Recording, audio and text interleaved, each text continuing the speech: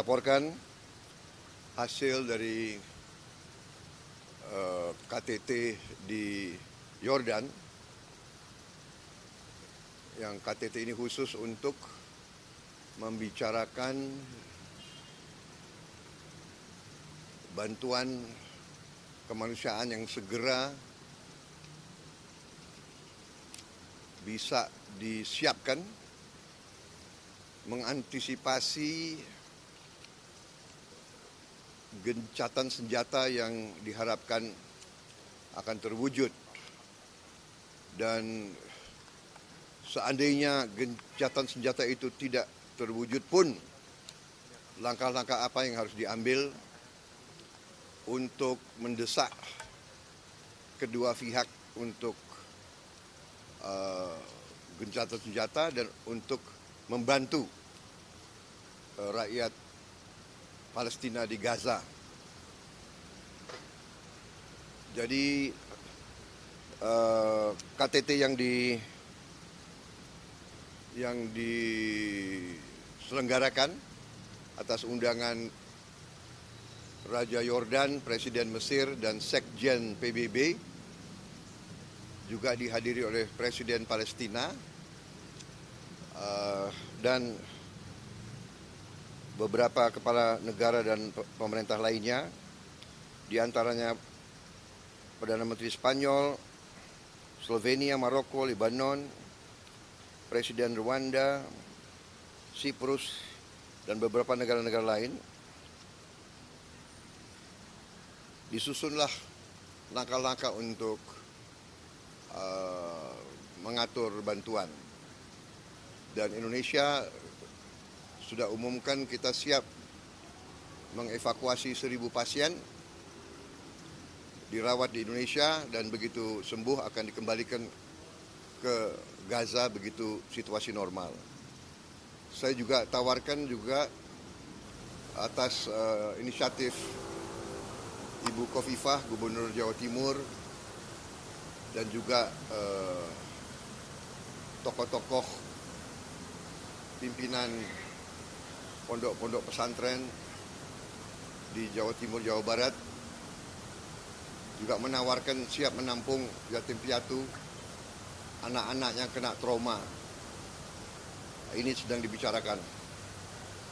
Kemudian kami juga waktu itu menyampaikan Indonesia siap mengirim tenaga dokter dan perawat untuk mengoperasikan rumah sakit lapangan di kawasan Gaza.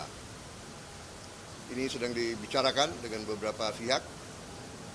Juga kita menyampaikan bahwa saya baru lapor ke Presiden.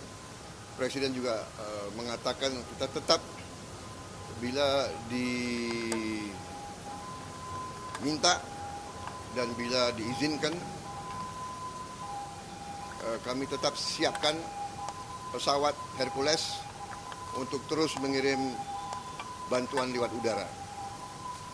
Dan apabila diperlukan, kami siap kembali mengirim rumah sakit, kapal rumah sakit.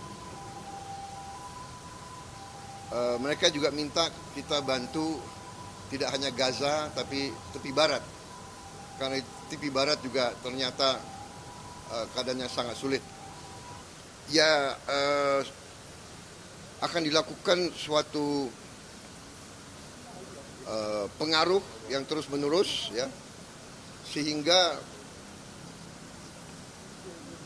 opini dunia yang nanti diwakili oleh pemerintah-pemerintah negara-negara di dunia, kita berharap meyakinkan terutama pihak Israel untuk menghentikan serangan-serangan mereka. Sebagaimana kita ketahui, ya, dalam beberapa minggu ini sudah beberapa negara Eropa sendiri yang sudah menyatakan mengakui Palestina.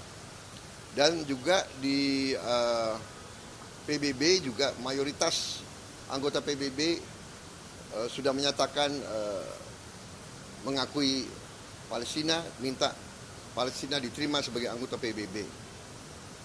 Dan Dewan Keamanan PBB yang terakhir juga mengendorse usul gencatan senjata ini. Jadi tidak ada veto dari negara manapun. Ini saya kira suatu langkah yang langka. Jadi kita lihat ada suatu sesuatu hasil kalau umpamanya Israel tidak mau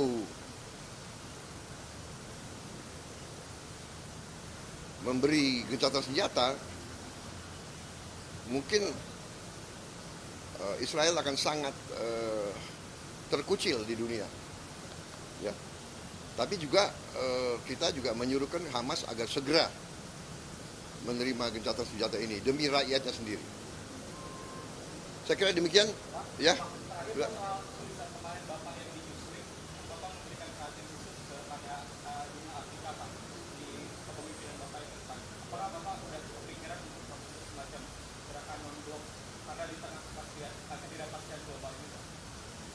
Saya kira saya nggak berpikir kita perlu bentuk gerakan-gerakan lagi ya. Saya kira juga sudah banyak ya. Ya, jadi yang penting bahwa Afrika ini sekarang melihat ke kita.